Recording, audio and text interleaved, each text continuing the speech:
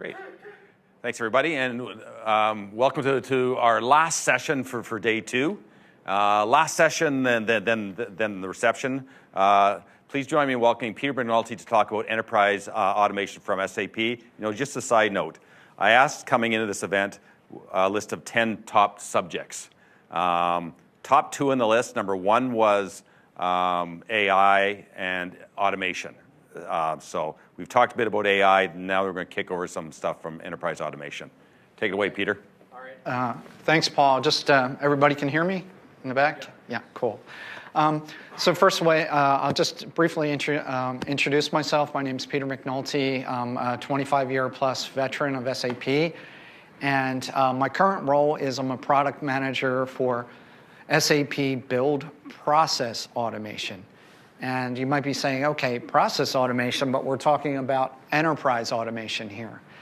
And to me, what you'll see, or one of the major takeaways I want you to get is really, we have process automation, and if you're coming from a non-SAP, Gartner refers to it as hyper-automation, and then we have enterprise automation. So what does this terminology mean, and why a product manager in process automation talking about enterprise automation? And I kind of feel is that usually when I started talking about process automation over the last couple years, I would always kind of segue into a related technology and how it complements, process automation. And to me, that's what I really liked, is getting these questions, because we would start talking about process automation, then we're into integration, or we're talking about process mining and how this all comes together. And that's why when I was looking into enterprise automation, this is exactly what I'm talking about, is how various tool sets complement each other and, act more synergistically to basically solve problems. And what we're talking about is automation, and what is the enterprise in automation. So with that, let me kind of jump into it. So the agenda today is what's the need for enterprise automation specifically from an SAP viewpoint. And I'll touch on a couple customer stories and use cases and some next steps. So first, let's start with the need for enterprise automation. And let's talk, first of all, like we step back and talk about the promise of automation. So what are the benefits of automation? First one, speed up processes. And here what I really, one of the examples, and this kind of comes back from studying process mining, is if you take a process like order to cash, right? And a CIO, she's going to step back and say, well, I look at order to cash. Imagine if we can just cut down that cycle time by a couple days and reinvest those funds. That would make a huge difference. So speeding up cycle time will make a difference. You look at those processes and you can say, hey, if I can shave off a couple days, that might translate into savings of millions. Reducing errors. Here, this has a multitude of use cases.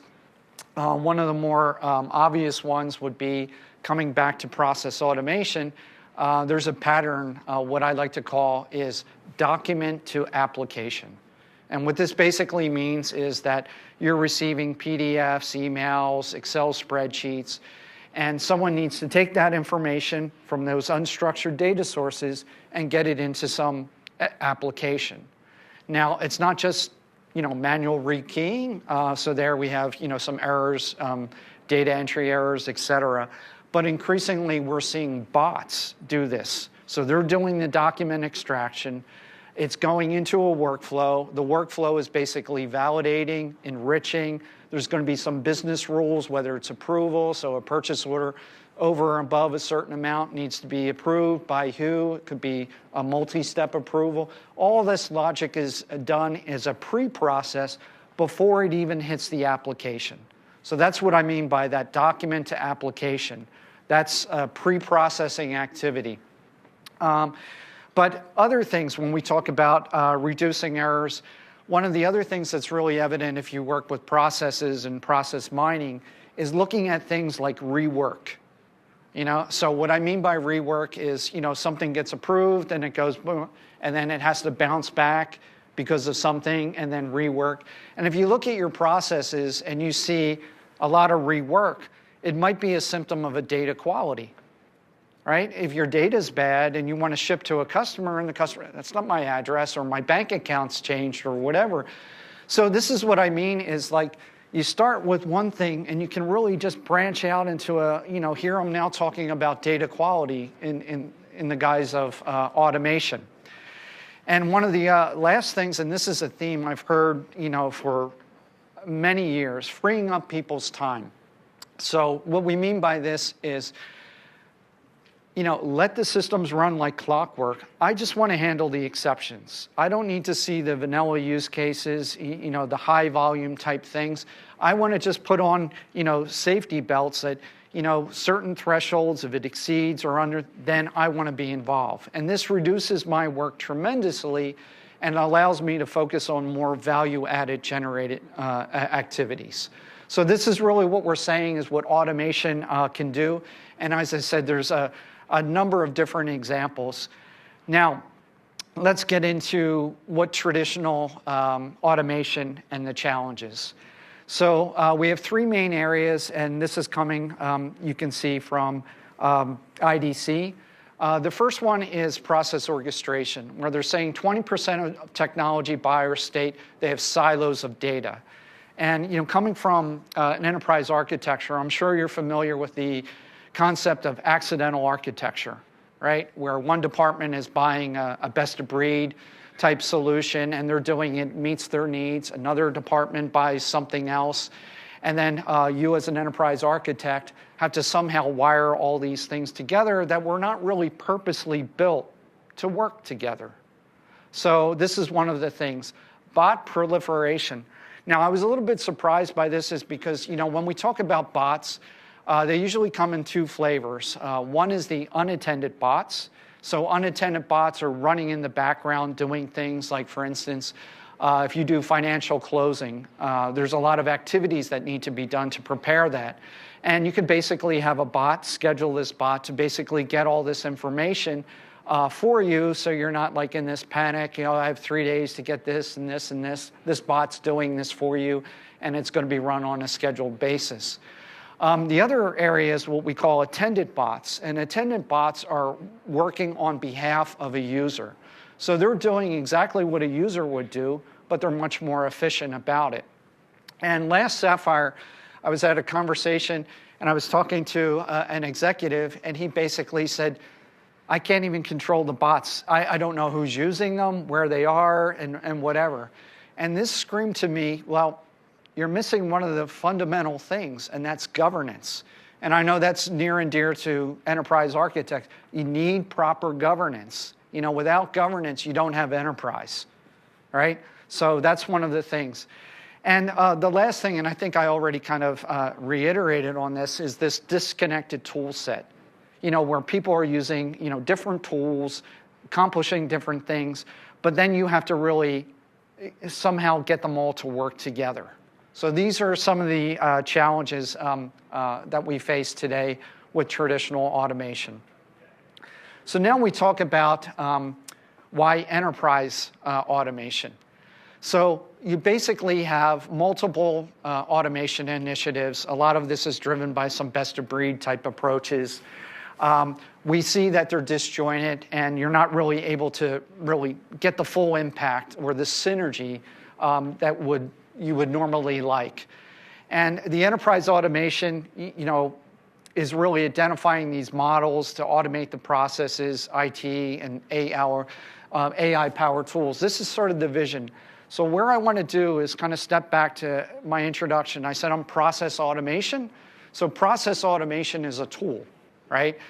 Its history is it was a workflow tool, and we combined that with RPA, robotic process automation, to basically deliver on like that pattern I spoke about, document to application, where the bot is actually extracting information. It's using AI in terms of document extraction, pulling that data out of a PDF, an Excel, et cetera, putting it into a workflow. The workflow is doing some other things, validation, enrichment.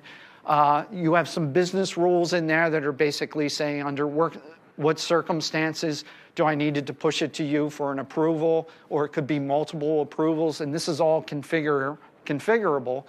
And business rules has always been one of my favorite technologies, because when people talk about agility, business rules, if you construct your processes that are really using business rules, you can change these on a dime.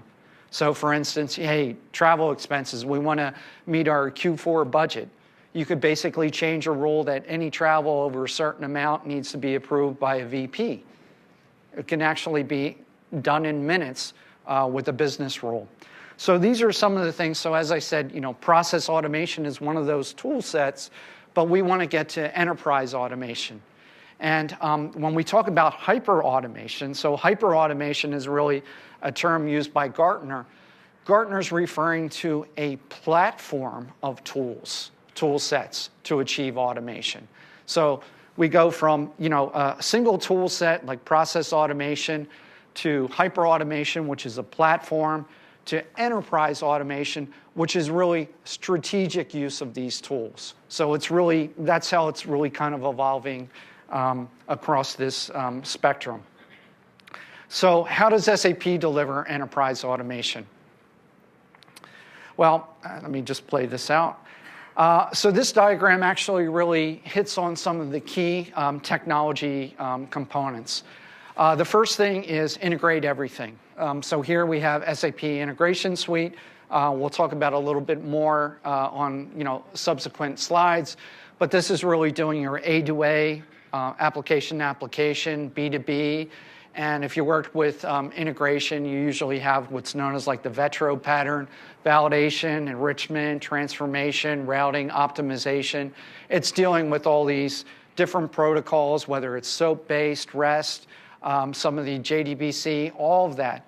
The point is using Integration Suite, you get away from these point-to-point connections, which are certainly not scalable. Something as simple as changing a host name can break, these point-to-point. But if you basically can manage and monitor it from a central point, that's really what Integration Suite is providing. But really one of the key values, and you'll see this, it's the content. Not only does the technology have to be good, but nobody wants to start from scratch, right? You want to start with pre-delivered content. Let me tailor it to meet my needs. Why? Because I realize time to value that much quicker. So this is really one of the fundamental drivers. And as I mentioned, SAP Build. So SAP Build is a no-code, low-code offering. So we have, under this banner, we have WorkZone, and this is where your users will interact. We have Build Apps. So Build Apps is where you can generate UIs with no coding in a drag-and-drop metaphor. And also process automation, and which I referred to, process automation is workflow and RPA capabilities, all very complementary, and that's SAP Build. And of course, there's content with this as well. We looked and talked to many partners and customers. Partners built, SAP built. So there's content. We talk integration content. We have content for SAP Build. And then the one thing, and as you kind of heard as I was mentioned process mining, we were talking about SAP Signavio. SAP Signavio is really getting the most out of your processes. So this is basically going to look at your processes. It's going to identify, potential bottlenecks, areas for optimization, and we'll see, or it basically has like what's called process insight, which basically is going to tell you steps that you can do on your existing system to achieve more efficiency, or basically some extensions that you can do, which may dove out into process automation or et cetera. So really kind of basically looking at the big picture. And actually, I find this really interesting because oftentimes, companies work in silos. So the idea, if something's late or behind schedule, it may not affect, some upstream processes, but the downstream processes have to work that much harder. But if you basically can step back and see the entire value chain, you realize that everybody needs to work, everybody needs to manage and monitor this so that the processes run very smoothly. So SAP Signavio is providing those tools. It's giving you the benchmarking, the KPIs, and the tools to basically improve and operate. And as you may have guessed, what I led off is automation. We're talking about tool sets, but the enterprise is really bringing all these three together to actually work holistically.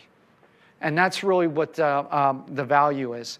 Now, diving a little bit into the individual components, SAP Integration Suite. It's a single solution. It's meeting all your integration needs, A to A, B to B.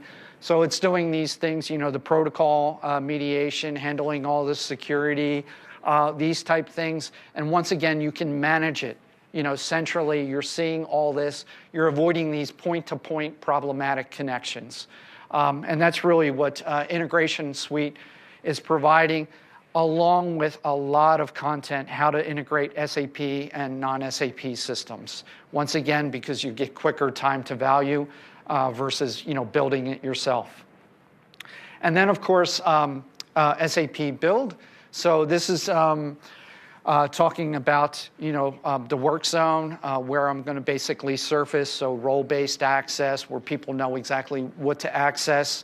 Kind of think of your portal type technology, the workflows, the RPA, the apps. So this is really what we talk about as citizen developer.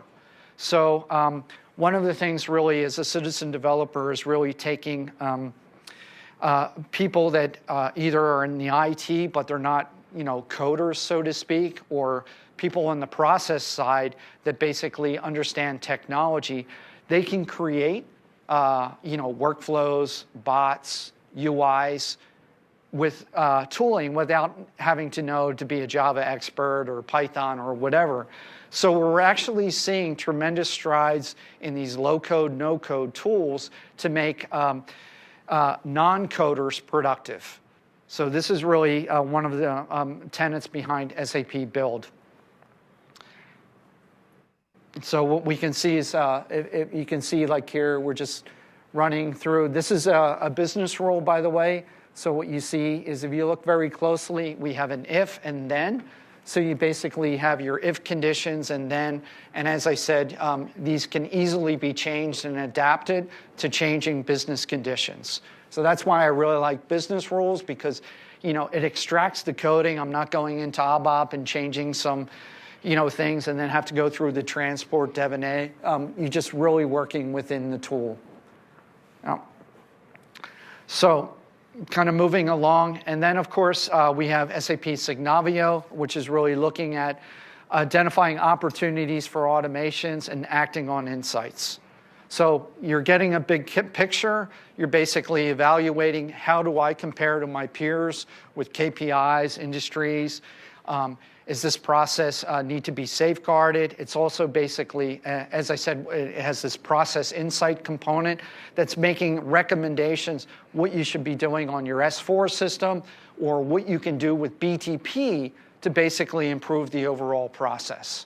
So this is what I mean about the synergy or the holistic approach. Integration is important. You need to talk to other systems. It's sort of a no-brainer. I describe pre-processes before data even gets into those systems.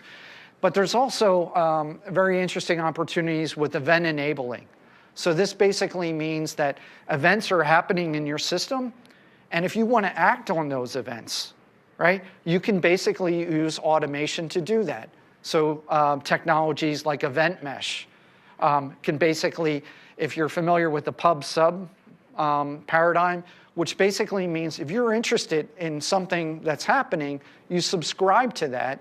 And basically, if that something of interest happens, that's going to be pushed to you. It's called a pub sub. And what you can do is react on that. Now, it could be just something that I notify you, or if you know what needs to be done, and this is the beauty, why not have a workflow that basically says, okay, these are the series of steps that you need to take if this event gets raised. So, and events can basically be an opportunity, like, hey, our sales are going through the roof or whatever. These are sort of events are firing. Or it could basically be a signal that, hey, you need to get your process back on track. Now, it could be at the process level, or it can be at an individual thing, something like a credit limit exceeding. But the idea is, it's how do I get the information in the hands of the people that can actually take advantage or correct it? And it's not only just people, it's, once again, it's understanding. I use the analogy, it's like a fire drill. Like when I was a kid in school many, many years ago, we had to practice when a fire drill was. You put your hand on top of the colleagues, you followed a certain thing. So in the unlikely event there was a fire, we would all get out of the school safely. It's the same thing with processes. You need these remediation activities to basically say, hey, exceptions happen, right? But the companies of tomorrow that are really going to make it different really know how to handle these exceptions. They have the experience and they know how to basically do it. They don't get into a panic. They're not using data analytics that's basically taking a rear view mirror approach. They're proactive. They're looking at predictive, et cetera. And this is what I mean is how all this stuff starts to really complement together. So what you're seeing here is just sort of like the process flows, some KPIs and some statistics that you would be using here. And here, this would be the process mining where we're seeing the flows. Things like even something like maverick buying. I remember actually asking procurement people, is there maverick buying going in your organization? And most of them say yeah, but they don't know where. Now, it's very easy with using process mining. If you see that someone doesn't create a purchase order requisition and is creating a purchase order directly or doing it after the fact, that there's probably a good chance that there's some maverick buying going on and you're not taking advantage or full advantage of some vendor discounts that may be enabled. So that's why the beauty of all this is really just kind of happening. And in the example I described, it may be as simple as a training issue, telling a certain department, hey, you need to go through this process and explain to them the advantage of doing it. But this is what I mean, it really, everything is complementing your data, your processes, the governance around that. This is all really that enterprise type. So, yeah. Okay, let's see. Martin, there's a little, excuse me. Okay, PowerPoint has crashed. Okay, unfortunately, I don't have an automation to pick that up, but let me, okay. Aggregating scores across customers? I'm sorry? Waiting. Is it, when you showed that it could tell you your processes aren't as good as others, are you aggregating performance across customers? Typically what it is, it's KPIs. So they're really going to say, hey, for this industry, this is a benchmark. And then what you can do is evaluate yourself against that peer group. Gotcha. Yeah. Okay. Try again. I can't remember which slide. Okay. All right. Needless to say, there's companies already taking full advantage of this today. What's interesting here in these slides, I presume are going to be made available after the show. You can click on each of these customer stories and find out about it, each one. But, it should be really, what are we seeing here? We're seeing effectiveness, right? We're seeing faster execution. We're seeing savings in operations. These are, the things that you can do by getting the insight, understanding where your bottlenecks, your delays are, optimizing, et cetera, to basically achieve these things. And this is really kind of a familiar thing. And one of the things I always like to call out is, people like to use the word like efficient. But when you're in a process chain, you're only as good as the weakest link. So one step can be super efficient, but if the other one isn't. So that's why I really like the word effective. And when you basically use something like Signavio, you're seeing the whole process that's spanning multiple departments. So you can really kind of basically look at it and get these departments to basically realize you're part of a bigger story. And if you're doing if there's problems in your area, it's going to have ripple effects downstream. So getting this and understanding it is really a key thing. And this is really what Signavio is about. And as I said, the integration and the process automation complement this story because they're really making you more effective. With remediation when errors handle, integrating to SAP and non-SAP systems. So this is really a familiar theme. And the other thing is, no surprise here, enterprise automation is really applicable to pretty much everything. Industries, sustainability, finance. You can see a couple of the examples. One of the things, and we'll see momentarily, is an onboarding, how this would work with HXM. Procurement, we talked about purchase orders, maverick buying, finance, sustainability. All of these things come. Digitizing paper-based invoices, right? Having the document extraction, pulling this in, and using a business rule. So the document extraction will return a confidence in, maybe it's a blurred number, is that an 8 or a 3? Well, you can basically use this, and it's going to return a confidence that if I'm not sure, it has a lower confidence value, I'm going to route it to you. You take a look at it and say, oh yeah, it's actually a 3. But you're not dealing with the hundreds and hundreds that it basically has a high confidence value. If it's like 95% or above, you may say, hey, let it run through the system. I only want to deal with the outliers. So going back to that message, your time is better spent on dealing with the exceptions and working on more value-added activities. So this is what I'm saying, these business rules, the AIs providing these guardrails, you can set the thresholds. And once you learn and become more familiar with the technology, and as the technology is AI, it's learning, it's continually getting better, less and less exceptions should occur. And when they do occur, you have these remediation activities and processes to basically get it right back on track. So let's talk about a use case and how this would work. So what we're basically doing is, this is an onboarding experience using shared service. So we're starting off with SAP Signavio, and it's going to mine the onboarding process, and it's going to identify any kind of bottlenecks or inefficiencies.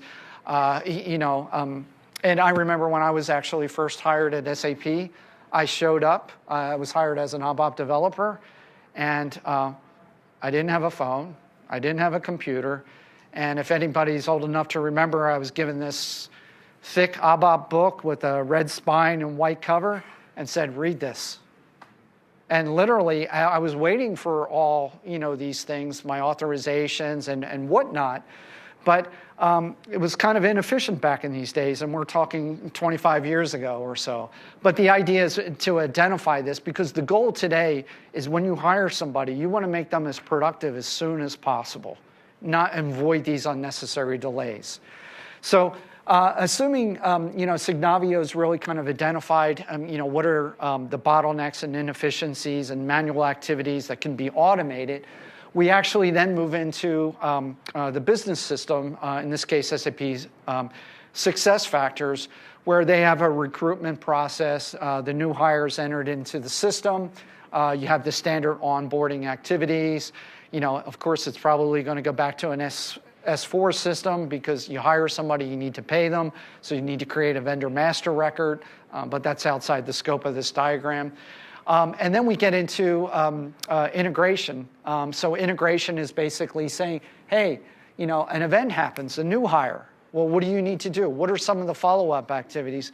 And actually paying the person and creating a vendor master is one of those events that could be triggered from this. So we basically see that there's an I flow. created an integration suite that's basically going to do some of the other related activities. And what this is going to do is then trigger a workflow. Now, the workflow could basically say, okay, well, I need to get a laptop, I need to order a phone, and if the person is not remote, I need to get office space for them. So you can see there's a myriad of other steps that can easily be forgotten. And that's going to affect the efficiency of the employee because they don't have a laptop, they don't have a place to sit or whatever, then they're not productive. So we know all these steps, and let's basically put it into a workflow, a repeatable process. Now, for instance, a business rule within that workflow. You hired a developer. Well, a developer basically can choose from these model of laptops. If they're a salesperson, they probably want a different, more mobile, lightweight type. So this is where business rules can come in and complement the workflow. And then, of course, if somebody orders, well, hey, I need this, thing that's going to handle LMM, it might need a special approval. That could all be in this. So this is what I mean is really how the beauty of how these things all work together and complement. So once we talked about SAP Build, we get the workflow for any additional activities that need to be done. We have approvals, and the new hire is basically receives an email notification that they can start work or get to work. And then, of course, what we see is the integration into things like Service Cloud, to handle things, system access, because we all know authorizations and what systems you work with. This all can be really cookie cutter. You just play it all out. The purchasing of the IT equipment is going to basically create an Ariba, activity in Ariba. So that's what I mean. It all flows together. And that's what I really liked. Like what I started at the beginning of this, I said I was a process automation product manager. And once I start talking to customers, we kind of go off on all these tangents because it's all related to business processes. And that's really what, the hallmark of SAP. That's our DNA is business processes. That's why we have the BTP, the extensions. That's why we're basically using AI. We're in a really phenomenal position to really tap into all that business knowledge and the data to really further optimize that. And Signavio is going to give you that insight where you can basically make decisions that are going to make a difference, like reducing things like cycle time, eliminating things like maverick buying, and the list goes on and on. So I'm just going to pass over in the interest of time some of these use cases. These slides will be available. But I just want to kind of step back and kind of show you a little bit more detail of what the bigger picture looks like. So what we have is SAP Signavio at the top. This is really looking at the business processes. And Process Insights is that technology that's going to make those recommendations, how you can improve it. So there's a number of different things, the process intelligence, the governance. Of course, governance is, you cannot have enterprise without governance. So going back to that bot proliferation thing. And then, of course, underneath that, we have the build apps, which is really how you create applications and extensions in a in a no-code type approach. So generating a UI. It also has these virtual cloud functions where you can have business logic and persistence, all no-code. We have the work zone, so this is where the end users will interact with it, role-based access. Process automation, and this is really my foray, is what we can see as a workflow, but within that you have things like an action. And action is really doing these API calls, your posts, your gets, whatever. We have the business rules that are basically allowing you to branch. Hey, the purchase order is above a certain amount. I want you to, have a second look or approve it, or it might be a multi-step approval. And then bots. So once it's approved, hey, I need it to be entered in the system. Well, why not have a bot do it? It's more efficient. So these are some of the things. So Actions, it might not be familiar, but Actions is really a wrapper around SAP APIs, and it really streamlines because the citizen developer doesn't need to know, hey, is it REST-based, or am I doing SAML, or what are the different authentication methods and whatever. That's all somewhat insulated. Typically, an IT person will create an action, and it's available for a drag and drop into any process, and you have sort of a library. And if you're interested, I'd be more than glad to show you more of that. That's really like, yeah, you have to carry me off stage. And then, of course, Integration Suite, because we all know, integration, whether it's on-prem, SAP, heterogeneous, you have to deal with that.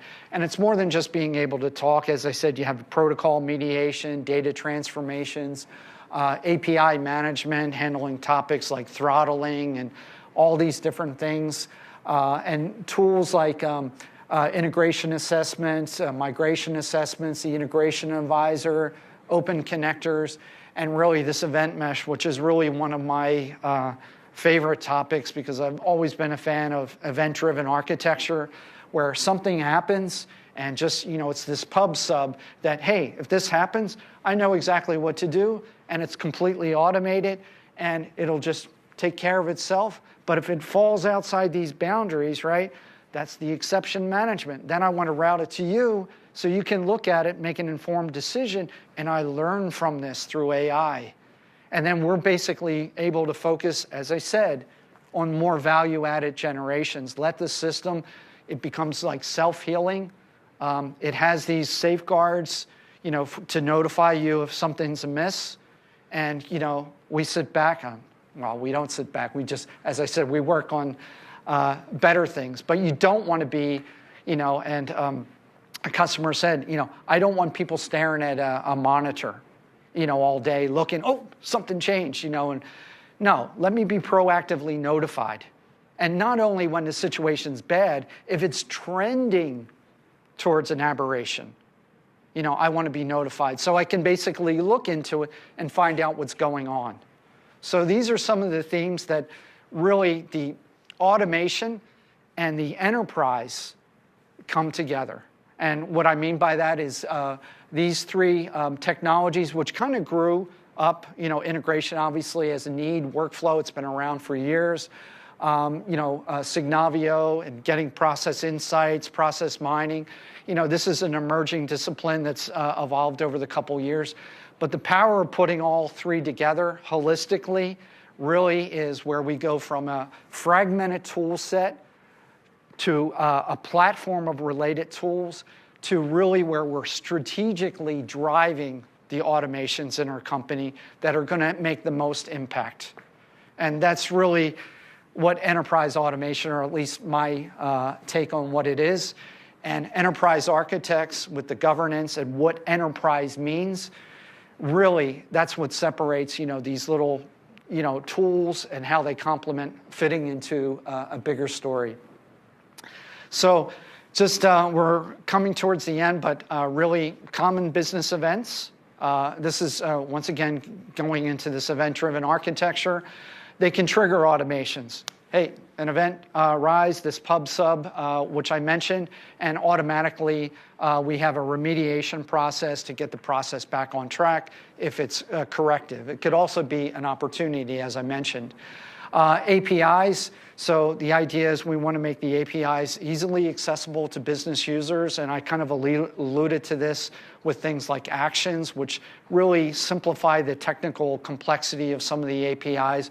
We're just exposing the fields, and in the workflow, it's really a drop.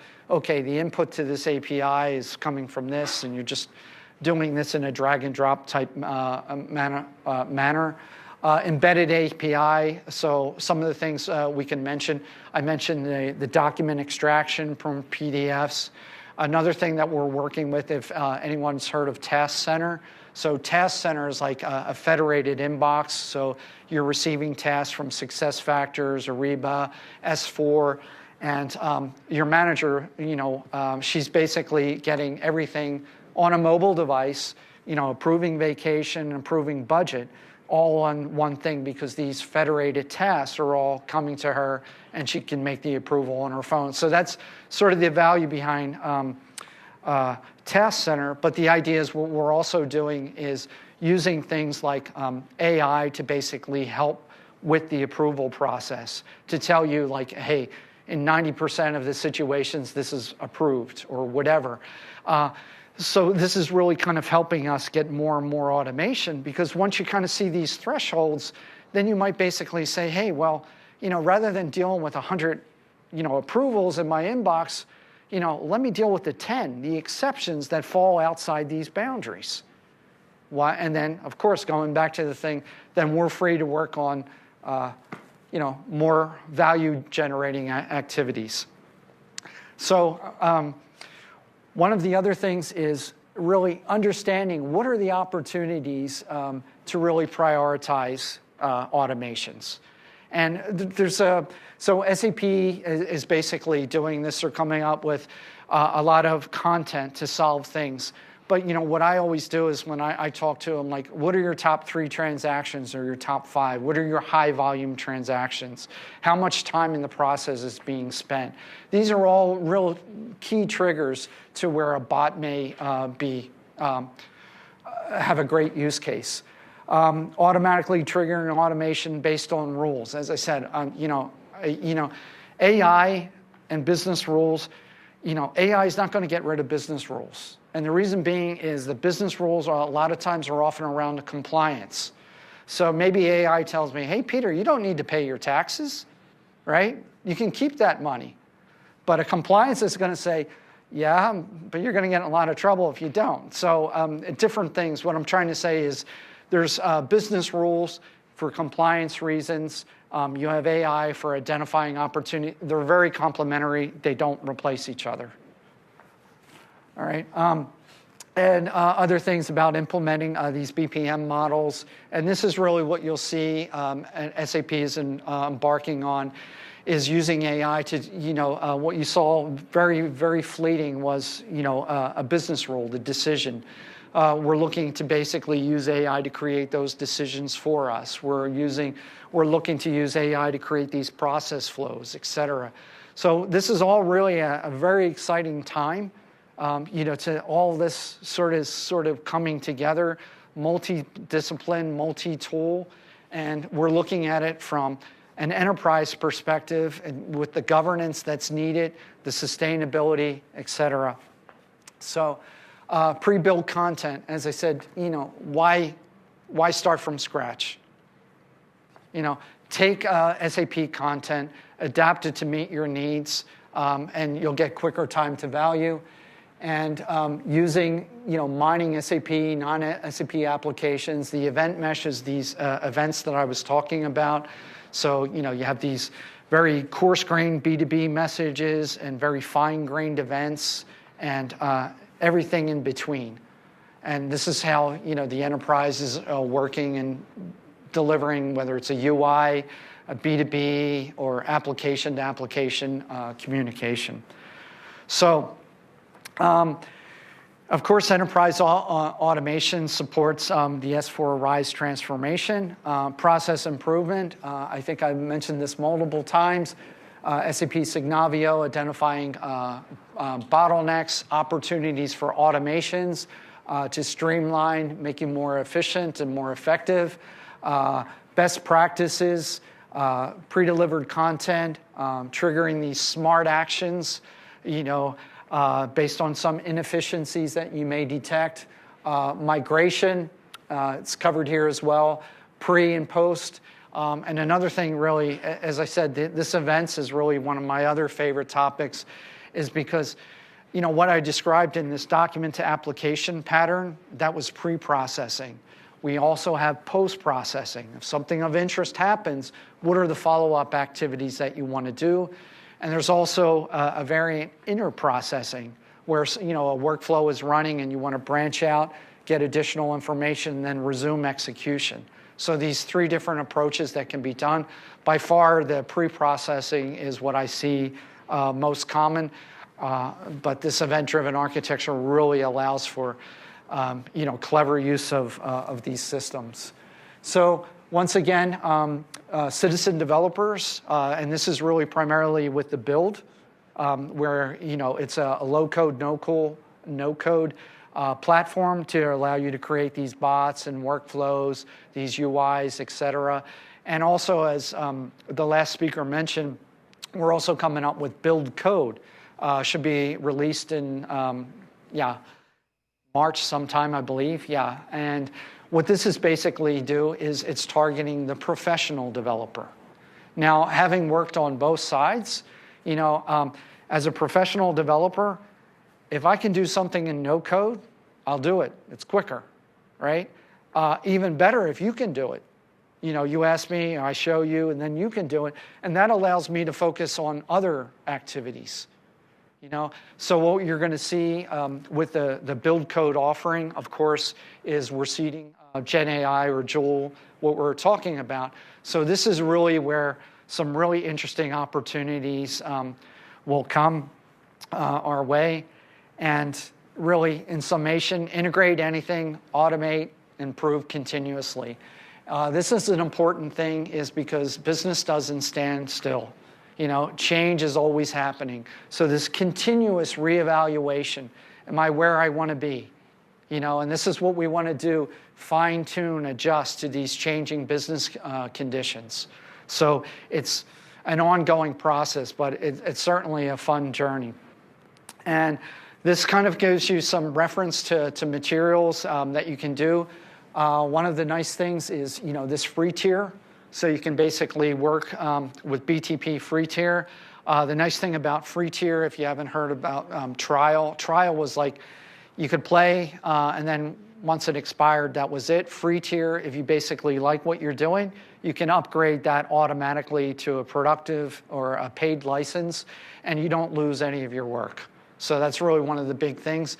But I really encourage people to look at, the Discovery Center, to find the missions, to basically see, how can I use a bot to extract data from Excel, put it in a workflow, and post it into S4?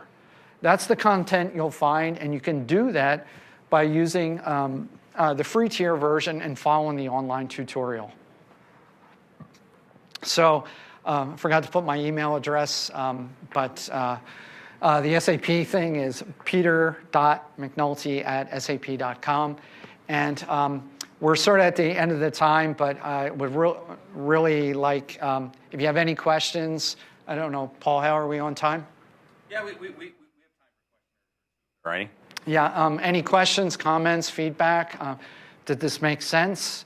Some of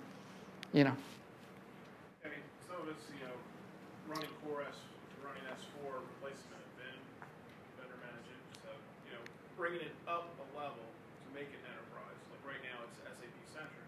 Mm-hmm. Some of our processes, by actually bringing it up, will enable us to potentially use more S4 features, but also other things that are out there. Same thing with workflow, right? I mean, there's currently you event-driven workflow today, but strictly in S4. Mm-hmm. This will allow us to bring it up, and now if we want to do some things in S4, but then also send it to ServiceNow or something. Yeah, exactly. I mean, that kind of automation build is exciting.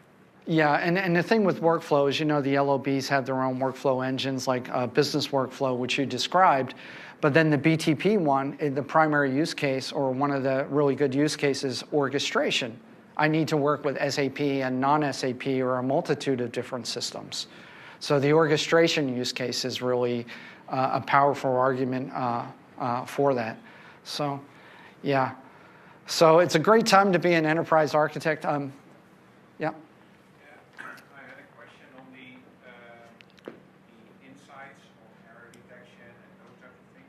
Where are you envisioning making that available? Is that supposed to be in the process automation suite, or is that? Can you repeat the question? Yeah, from what I understand is where are the insights to the inefficiencies, the error messages, and actually it's called Process Insights. That's part of Signavio. And what's really nice about it, as I said, they have the recommendations. And one of them is what you can do in your system, like your S4 system today. And then the other one is the extensions, which gets into like, hey, you could use this bot to improve the efficiency or effectiveness of this, because if you look at it and it says, well, it's taken 2 weeks, there's a gap in this. What's going on? Is it because, the manager doesn't know, the manager's overwhelmed, there's not an SLA associated with it? These are the type of things that can be kind of unearthed in the recommendations. And really, the key is it goes beyond just telling you. It's actually giving you specific bot, hey, here's our purchasing bot to do this. So it's not just, hey, this is what you should do. It's basically saying, here's the content you can use to improve. Great. Yeah. Okay, so thank you, Peter. Appreciate it.